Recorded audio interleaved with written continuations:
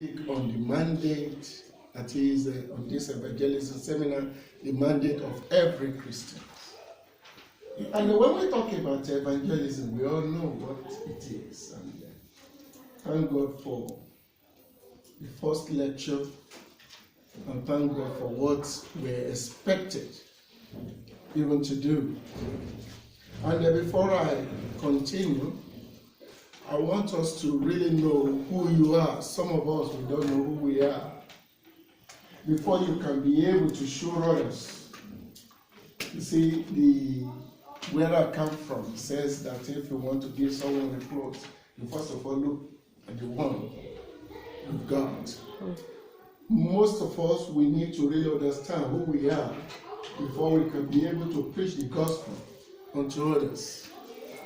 I want you to take note of something, that you as an individual, you are a dead man who came alive. And that's what the scripture says. For by grace we are what? We are saved through faith. In fact, you and I, we are saved through the special grace of God and not of ourselves. So we should not be boasting. You see, don't boast of who you are, but be boasting in Christ. Amen. Amen. And also, you need to understand that you are a man or woman of authority. Amen. Authority to speak the word. And Mark 16:15, he made it known unto us that we should go into the world and do what? And preach the gospel. Preach the gospel. And that leads us to that point number 3 there. God has commissioned us as Christians and given us the message of the cross. You see, we have been commissioned. You see? And the commission God has given unto us, just as our father said earlier on, it's not maybe for us just to be within the forecourt of a church. And let me tell you straight, without mixing word, because I know I'm at home. And one of the things is that Bible says we will know the truth, and the truth will set us free. Why is it that our church or churches or our assemblies are not, maybe one way or the other, enlarged today? Is because you and I have not been doing the job. Yes. And that's one of the things that that's the problem. And we've been praying, Lord, increase us. Increase us. You can't just be saying God to increase you without really following the commission that you have been asked to do. And also, you as an individual, you have been called to reconcile. Praise the Lord. Hallelujah. And that's why in 2 Corinthians, we'll be doing some scriptures and reading. 2 Corinthians chapter 5 verse 18. If you see, you read it. You know, it says, we have been, one way or the other, be given the spirit of reconciliation. That is to reconcile. Yes, and all things are of God. Yes. Who has reconciled us to himself. Who has reconciled us unto himself. By Jesus Christ. And has given us the ministry of reconciliation. And he has given us what? The ministry of reconciliation. Thank you, man. Praise the Lord. Hallelujah. To reconcile people unto God. You see, you and I will be given that ministry of reconciliation. And then the question now is that how many have you been able to reconcile to the Lord? That's the question you need to ask us. And I pray by the time we live here today, we will live as redeemed persons. Amen. We will live as redeemed people. Amen. And also you as an individual, you are an ambassador of Christ. Praise the Lord. You don't know the duty of an ambassador. Even for God to call us his ambassador. You know, you talk about ambassador, ambassador of Nigeria to UK. Now, everything that Nigerian does or whatsoever is responsible to. He or she as an individual can intervene on behalf of the country. Yes. How much more we that call ourselves Christians, for Christ to call us his ambassadors, And then Christ is in heaven, sitting at the right hand of God. And then we are here, because he said it's not here, but we are here. We are his ambassadors. That's what 2 Corinthians 5:20 says, that we are the ambassador of Christ. In other words, there are a lot of things that we can do. Praise the Lord. Hallelujah. Do you know that when you forgive the sins of anyone, the sin will be forgiven in heaven? Do you know when you retain any sin, the sin will be retained?